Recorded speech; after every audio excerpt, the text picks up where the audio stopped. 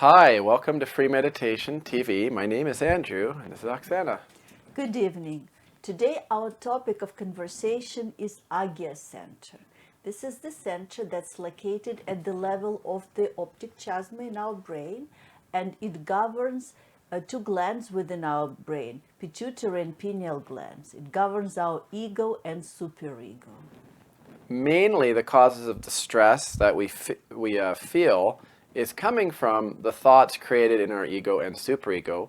So today we're going to go into a little bit of a depth about qualities of this Agnya Chakra and how to overcome a lot of these mental turmoils and stresses that we face every day. So first thing we would say how to get through the Agnya Chakra. This is a very narrow passage that the energy Kundalini has to pass. So when energy Kundalini rises and crosses this center, here we have to say, I forgive.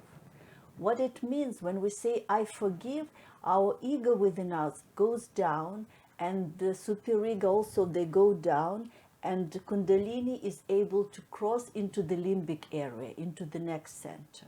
Why is that important? Some people, they meditate on the Agnya Chakra all the time, and then they could get into subconscious or supraconscious. They're not in the present. Then they said their third eye is open. But what happens is that they cannot cross the Agnya Chakra. They're just jumping on the future and in the past, not in the present.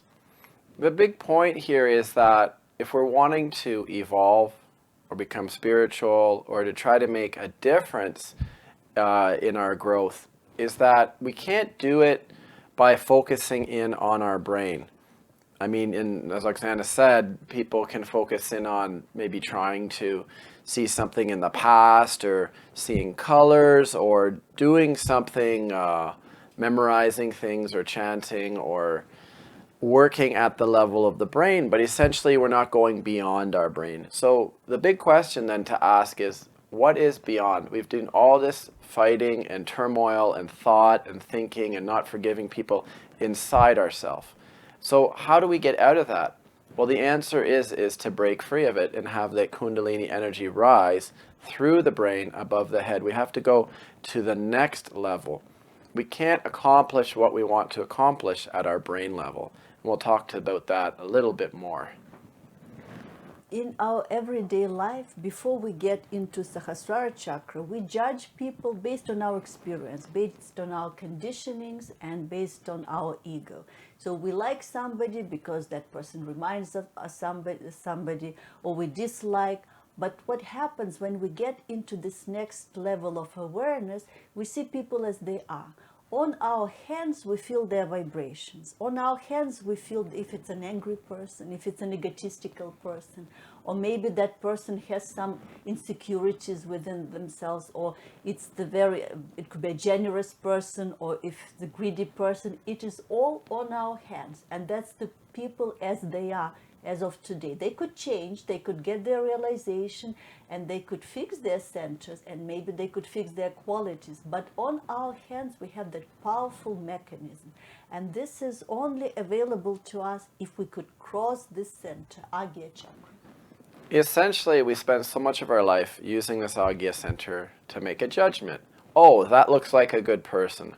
Oh, that looks like a good product. And how do we make these judgments? Well, just the sum of our personal experience, the way we learned how to think. And how many times have we been wrong when we've done that? Oh, I thought that was a good company. Oh, I bought that stock. Oh, I thought that person was really great. It would make a great president, for example. But we're looking at it in a very limited mode, which is just our best judgment at the time. So we're talking about how do we go beyond whatever perceptions and judgments we have to see things as they are without a motive. Because when we see a product or when we see a person, we might just be having some sort of hidden interest inside, and that hidden interest or motive makes us like something. But what if there was no motive? What if we could just see something as it is? And so the only way that you can be that impartial is to go beyond the level of the mind and have the energy pierce the Agnya Chakra and actually come out the top of your head as a cool breeze. And that's what we talk about when we want the peace. Part of having this peace inside and mental peace is being able to go beyond our level of traditional perception so that we can surrender and feel the energy. Now we'll all listen to the lecture of Srimataji, founder of Sahaja Yoga. She talks about the center Agnya Chakra and the powers that you could get when you get to next center, Sahasrara Chakra. Enjoy. Today we are going to understand the center of Agya. Agya Chakra, which is placed on the crossing of the optic chiasma. The nerves that supply the eyes go backwards in the opposite direction, and wherever they cross, this subtle center is situated. It has a continuous connection with the other center through the medulla oblongata.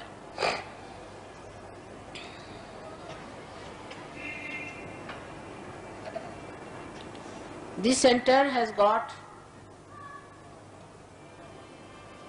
two petals,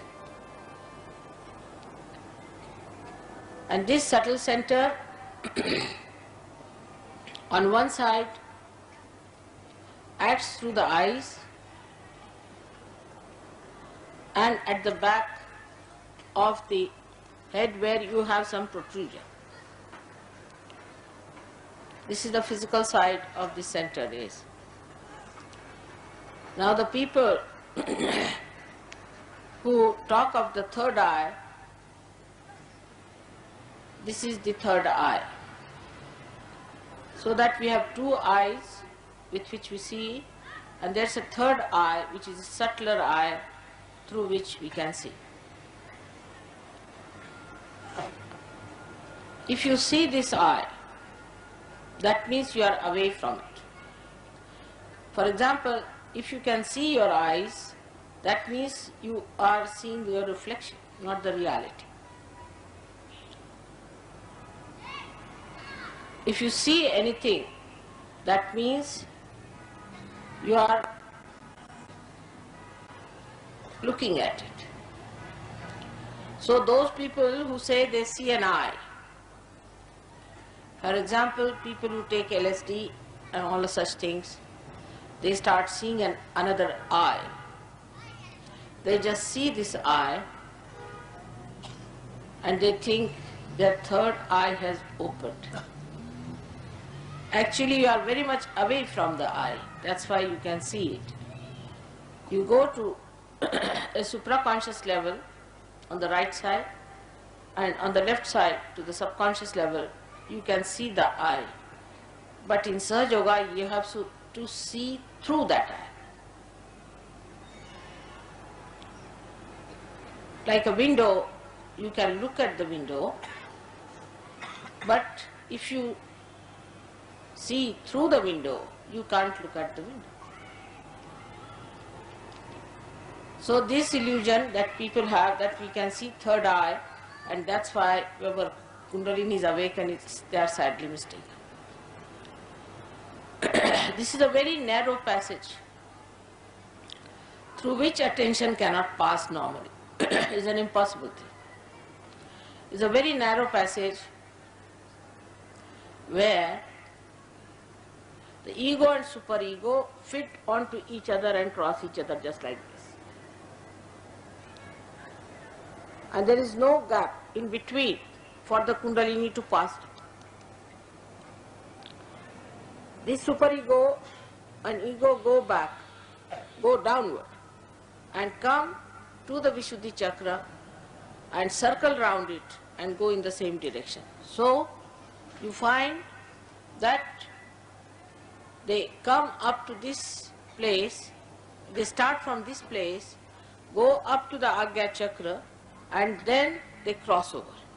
But here they are in the same direction as they were. Here they cross over. So when you have a problem, on the left hand side, you get the effects of that on the right hand side. But the right hand starts from here up to this side, and the left hand starts, say, from here to here. But the left hand actually acts on the right hand side. So if you have any problem on the left hand side, so this third eye is to be penetrated through, or we have to enter into the third eye through Kundalini awakening. But it is such a closed passage, it is the door to the limbic area, which is the kingdom of God. That anybody who tries to push their attention through this closed door either goes to the left or to the right. And this is the beginning of the trouble of the people when they don't understand that whatever is unknown is not God, is not divine. So when they move on the right side, they go to the supraconscious area and they start seeing hallucinations. Actually, these are not hallucinations but actual things, because they exist on the right hand side. So they start seeing things of the right hand side. They may see colors and the formation of colors, and they may see also people who are dead, who have been very egoistical. They can see Gandharvas and Kinnaras, because they go to the Gandharva lok, to the right side, and start seeing those things in the unknown awareness of supraconsciousness. But that movement is very dangerous,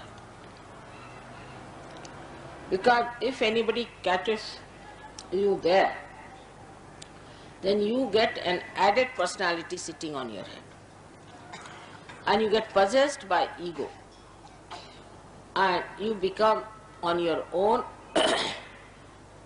and you actually become malignant. Hitler is one of the examples of that. He learned this from the Tibetan lamas, how to go to the supraconscious. And when he learnt it from them, he used it and made many people supraconscious, ego-oriented.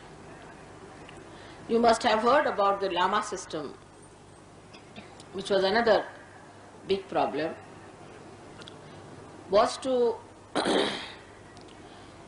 they knew who is going, the future part, who is going to be the next lama, where you will find him, where you will get him. All the future things they knew, and people thought this was divine. To know future is not divine. It's an area which we should never go to, because it's an imbalance. We are human beings and we have to know the present and not the future. Once you go through the present stage, then you reach a height from where you can see the past, the present and the future. Supposing on the Mother Earth, if you have a means of going higher and hang yourself there, then you can see whatever has passed through, and you can also see what is going to come, and wherever you are in the present. In the same way, when a person ascends, in reality, in the present, he goes at this point in the super consciousness, from where he sees his supraconscious right side, and also he can see his subconscious, but he has no interest. He wants to rise in the present. And this is what actually the Kundalini awakening is. So all those people who say that Kundalini, in the awakening of the Kundalini, it is very difficult and it is harmful, are the people who have no right to awaken the Kundalini. So when they try to play tricks, actually the sympathetic nervous system goes into great agitation. And this sympathetic system on the left and right side start extracting more energy from the central path. So much so that it gets exhausted and such a person becomes actually a mental wreck. So many people who said that we are raising your kundalini by this method or that method wreck the life of the sadhakas. Ultimately they are left high and dry without achieving anything. Nobody knows what to achieve and what to receive. So they are misled. But logically, one must understand that at least your health should be all right. Mentally you should be better off. Your temperament has to improve minimum of minimum. But if you are losing all your money to the guru, you are losing all your health for these nonsensical experiences, and you have no control over yourself, then you must know that this is not in any way the reality. Reality is where you are in control. If you are in the control of something else, then you are a lost case. For example, some people start jumping and they say, "Mother, I start jumping automatically." That's a serious affair. That means you have no control over yourself. You are just jumping because somebody is making you jump. You are not jumping. That means your own chetana, your own attention, your own awareness is under the control of somebody else. You cannot control yourself. So all these experiences in which people think they are flying in the air or they are having a, I don't know what they call in English language, extraterrestrial movement, and people are going in the air and seeing things. All these are very dangerous things. Such a person may ultimately become a lunatic. Welcome back. Now let's have a little meditation by putting our hands like this. And today, what happens is if we start to think, let's say, "I forgive." And you can say that a few times during today's meditation. So you can say, "I forgive myself. I forgive everyone." Let's start by taking a deep breath, raising our energy up the center of the spine, feeling the energy above the top of our head. And now let's close our eyes, and when you're thinking about something, just say, "I forgive."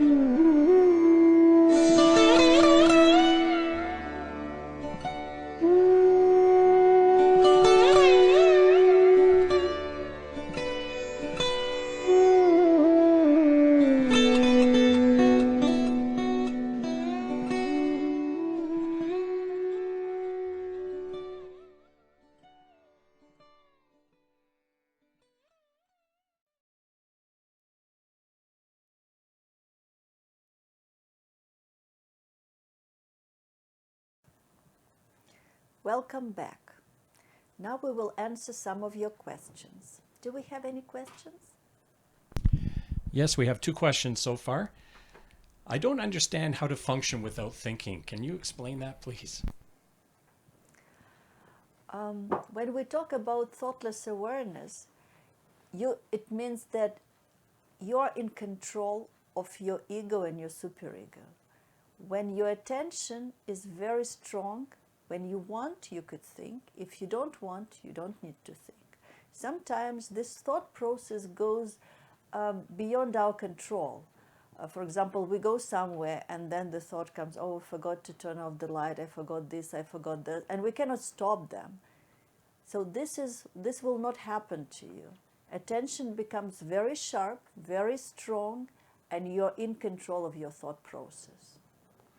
The main thing is not to let your thoughts dictate what you are and who you are. Not much like, people would say, don't let your feelings control you. If you get angry, then you have to control it. So control isn't the best word here, but what happens is with practice of meditation, all those ancillary or extra thoughts, they're just not important, and you learn to tune them out as noise. And then that helps you go into the present moment and be more in the zone and get the mental relief, relaxation, and being more effective. And that's what the benefits are of meditation.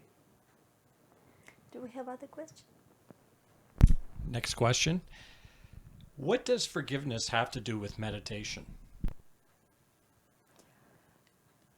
It has to do with meditation because meditation is when energy kundalini rises to our Sahasrara chakra. This is meditation according to Sahaja Yoga.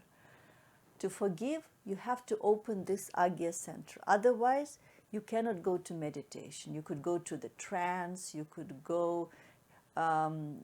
fall asleep, but you cannot go through the meditation. That's why it's very important to say forgive. Also, when you forgive, what it means is that you don't allow circumstances or somebody to take control over you.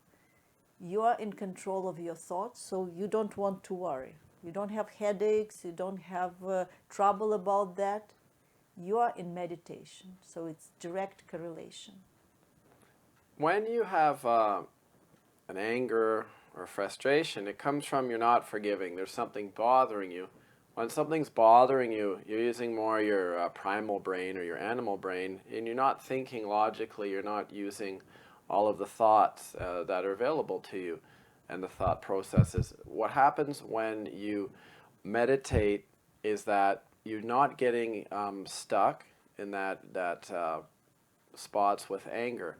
So let's take a look at the word forgiveness. What does forgiveness do? Forgiveness allows you to move on. And that's how the Kundalini works. It moves on from chakra to chakra. The last 7 episodes we've reviewed the qualities of every chakra. To move on from the Muladhara chakra, chakra 1, you have to be innocent. You have to be fresh, spontaneous as a child. And then the 2nd chakra, you have to be creative. You have to be alive in the moment. In the 3rd chakra, you have to be satisfied with what you are and what you have. In the 4th chakra, you have to be fearless. You can't hold on to fear. The 5th chakra, you have to be detached in the witness state. And so now we're at number 6. And if we can forgive, and we have that quality, we move on to the super level of awareness, the superhuman level of awareness. And that's next week's episode, and it's going to be the Sahasrara. Do we have questions? No more questions. Thank you for tuning in tonight, and see you next week. Take care, everyone. Don't forget to like us on Facebook, subscribe to our YouTube channel, and if you have any questions whatsoever or suggestions, please send us an email. We'll be more than happy to get back to you.